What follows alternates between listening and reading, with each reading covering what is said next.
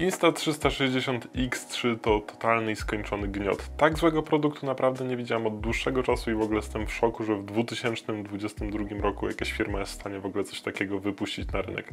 Jak się domyślacie, mój zachwyt nie trwał zbyt długo, w zasadzie skończył się po jakichś 2 dniach i z każdą kolejną godziną pojawiało się coraz większe rozczarowanie. Jeżeli zastanawialiście się nad zakupem tej kamerki, to wydaje mi się, że w tym filmie odpowiem na większość waszych pytań. Żeby nie przedłużać, zaczynamy. Swój egzemplarz zamówiłem z oficjalnej strony producenta w wersji Get Set Kit. Akurat była bardzo fajna promocja na święta, no i niestety, ale się skusiłem. Wizualnie w stosunku do wcześniejszej generacji nie zmieniło się zbyt wiele. Ok, mamy większy dotykowy ekran, ale wierzcie mi, że on szybkością nie grzeszy. No i jeszcze mamy do tego 2 nowe przyciski. Jeden do tworzenia własnych profili, co akurat jest spoko.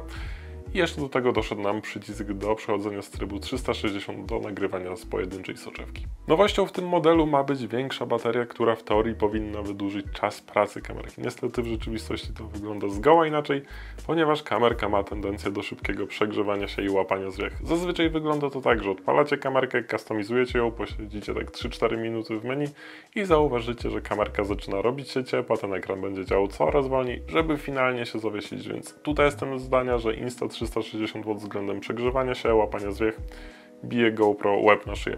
Druga bardzo istotna kwestia z samą baterią to patent z drzwiczkami, a mianowicie ta bateria jest do tych drzwiczek przymocowana, więc jeżeli stanie się coś z zawiasem, no to kupujecie cały komplet. Bardzo słabe rozwiązane i jest to raczej nieprzemyślenie, więc za to Insta360 ma dużego minusa. To, co mnie zawsze zachęcało i też przemawiało do mnie przy firmie Insta360, to ten słynny Invisible Stick.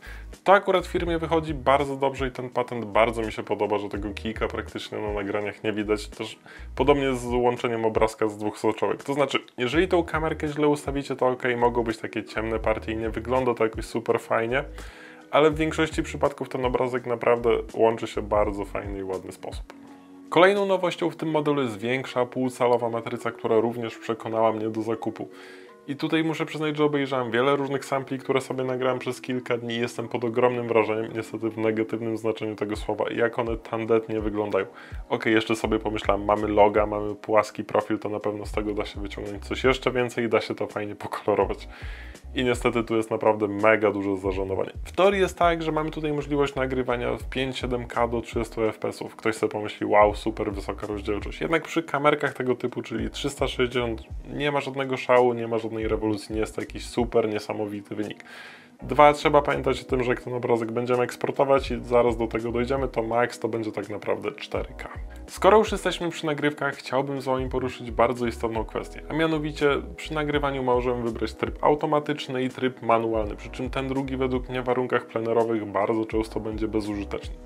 Po pierwsze, wynika to z faktu, że menu jest strasznie ubogie, ponieważ tutaj do wyboru będziemy mieli tylko i wyłącznie profile kolorystyczne, do wyboru są 3, jest prędkość migawki, jest balans bieli, jest ISO i na tym się kończy.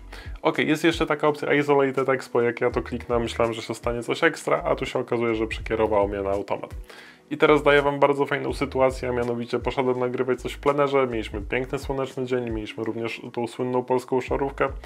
Nagrywam na manualu w 24-30 fps i okazuje się, że obrazek jest przepalony. I żeby w ogóle coś z tym zrobić, musiałem się pobawić prędkością migawki, musiałem zejść do jakiejś chorej wartości typu 1/500 albo nawet jeszcze wyżej, żeby cokolwiek w ogóle było widać na tym obrazku. No i w teorii ok, ponieważ ten obrazek uratowałem, a z drugiej strony jak jechałem na rowerze, desce czy samochodem, no to koła się nie kręcą, nie ma żadnego motion blura, no i wygląda to tandetnie, więc zostaje Wam tylko i wyłącznie automat, który jest jeszcze uboższy, ponieważ tutaj do wyboru będą profile kolorystyczne, 3, o których już wcześniej mówiłem, jest balans bieli, no i mamy jeszcze do tego Eevee, czyli tutaj możemy przyciemnić albo rozjaśnić ten obrazek. I na tym niestety się kończy.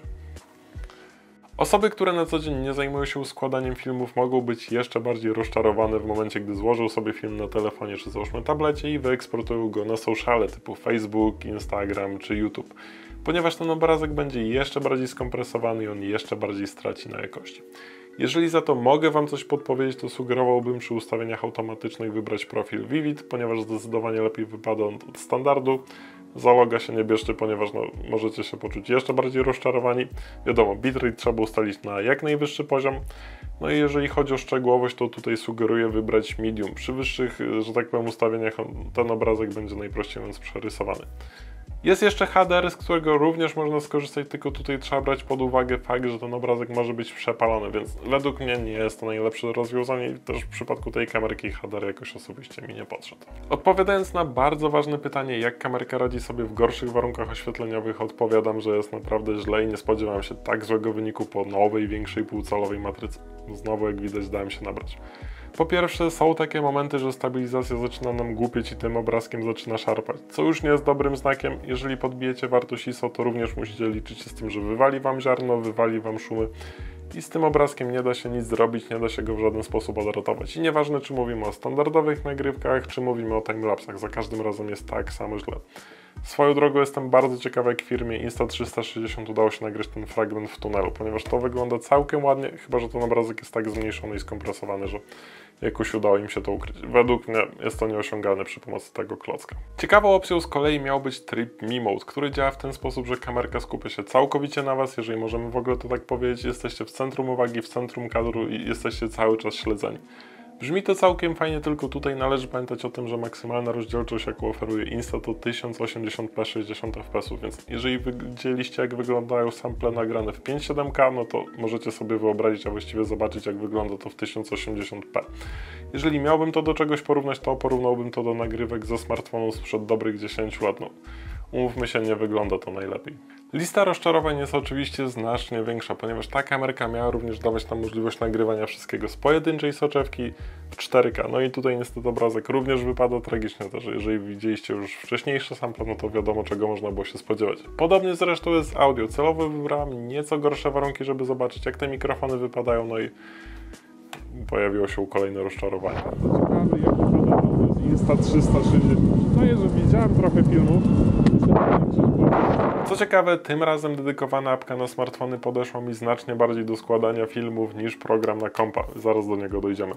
Wiadomo, jest ona Plastic Fantastic, to jest chiński kicz. Z drugiej jednak strony zrobimy sobie z niej wszystko, to znaczy taki przeciętny szary użytkownik. To znaczy, wybierzemy właściwy format, wybierzemy sobie jakiś filtr kolorystyczny, popracujemy nad szczegółowością. Jest jeszcze kilka innych opcji, też sobie chyba można wygładzić cary. No i wiadomo, można wyeksportować ten materiał.